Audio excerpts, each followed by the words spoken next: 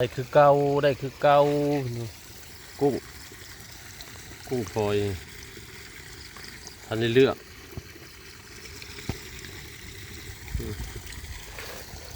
ได้คือเก่าก็ได้ซ้ำเก่า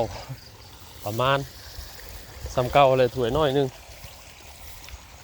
เพื่อเลือกเพื่อนอย่างแล้วก็สิได้ประมาณถ้วยน้อยนึงกันได้กินคู่มื้อกุ้งลงเลยน้องเอ้ยนี่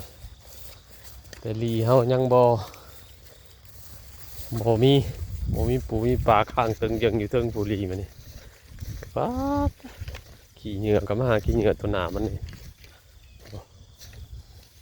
เอ้าช่วงนี้ฝนบ่ตกปลาบ่ลงก็กินกุ้งไปก่อนนี่กุ้งฝอยงามๆนี่โตใหญ่ได้พี่น้องกุ้งปีนี่นะเต้อว่าฝอยก็บ่ได้ฝอยนั่นไปได้ฝอยใหญ่อยู่ได้ มันเป็นฝอยน้อยฝอยใหญ่อยู่กุ้งงามๆนี่ลงจากไหนาทันได้เลือกอยู่เอากินไปแบบนี้แหละตามสภาพบ้านเฮา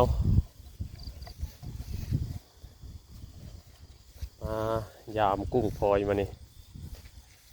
บรรยากาศก็คือครึ้มฟ้าครึ้มฝนเน้องมื้อเช้านี่ก็ตกเอาบ่แห้งรอฝนตกอีกพอดีจึงได้กินปลามากินปลาตอนนี้กินกุ้งไปก่อนเนาะพี่น้องเอาโอเคตอนเช้าๆพบกัน